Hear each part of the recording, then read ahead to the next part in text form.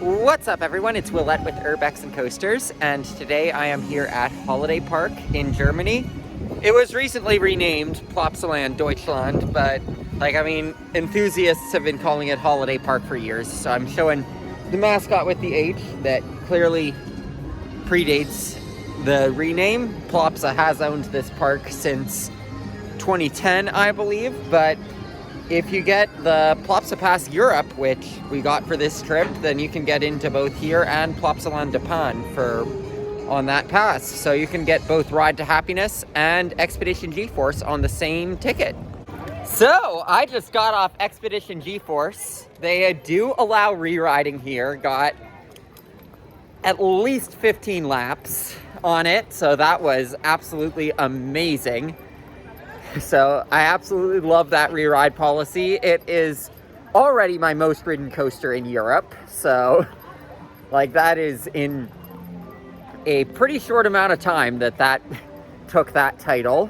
But anyway, so yeah, I'm gonna say it has some good airtime. The spaghetti bowl section has some good positives.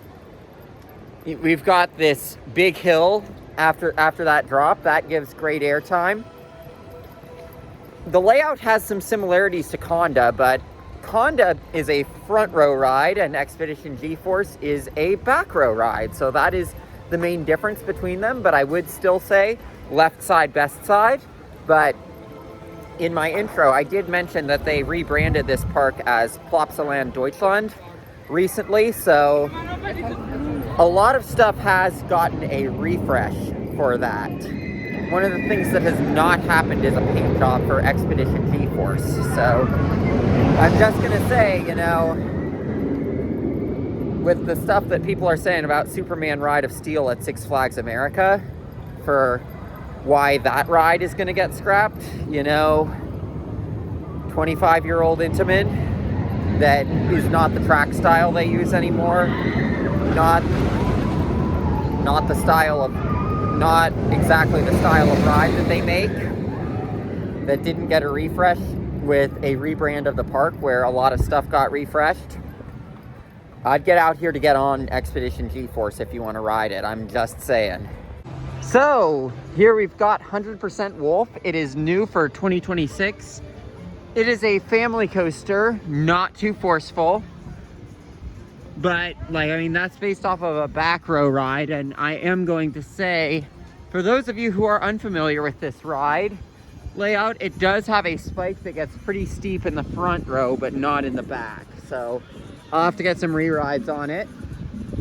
Also, they've got a skyrocket too here, horror themed, but no scare actors when I did it. So that was pretty cool to do that.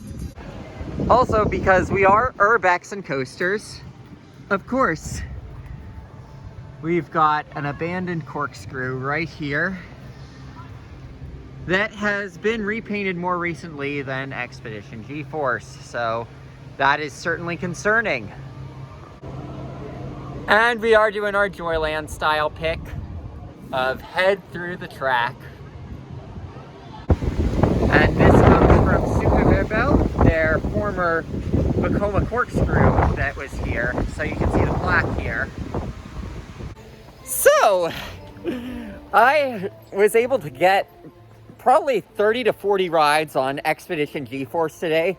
Best experience of the trip so far with all of that marathoning on Expedition G-Force. A ride that quality that you get to marathon like that, you don't get to do that every day. I'd say I've ridden Expedition G-Force more times than most coasters. Probably in my top 10 most ridden coasters after one visit. I'd say probably it's Giant Dipper, Phantom's Revenge, and X2 would be the ones that would have more laps than Expedition G-Force, and those were all my home park at some point. So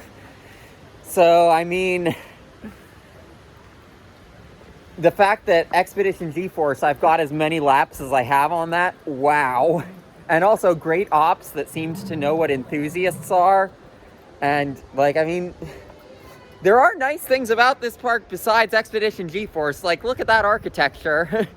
But, like, I mean, a lot of that is newer. But also, I will say there are some things that I was noticing about this park. Like, the log flumes say Holiday Park on it, but the signs at the entrances say Plopsaland Deuchland. So, like, it's clearly in a transition thing. So maybe I don't need to worry as much about the fact that Expedition GeForce, I mean, the exit and entrance areas feel like I'm urban exploring. I mean, that's something we're very familiar with, but definitely a great park, and I would say definitely come out here within the next few years, just in case the whole thing about Expedition GeForce's paint job is truly something to be concerned about, and I don't know if it is, but it is something I'm a little bit concerned about. So we came back here for a second day since this roller skater happened to be down. Figured it would be up today because it's a public holiday, and it has a really cool atmosphere with a starry night in there, and I actually think this is better than 100% Wolf. Like, back row could be seen as a junior Expedition GeForce. Like, not forceful at all, but definitely you can see how it could be getting kids ready for that. So I do want to say one knock against this park, because we had a great experience here, but there is one knock that I have against them. They have a Wi-Fi network here titled Holiday Park Guest, and it's locked behind a password. So say you want to look for stuff in the area to be able to do after the park, or you want to see if certain room reservations went through that you were trying to book, or whatever you're trying to do, and that's important, and you're asking them for the password because it says it's a guest network for the park, and they're like, oh, there is no guest Wi-Fi. So in the Plopsa rebrand, I would say that is a significant downgrade if that's something that they did. But anyway, I would say this is, so far, for the 2 days that we were here, my favorite park of the trip. And yeah, like, I would say come here before anything happens to Expedition GeForce, because yeah.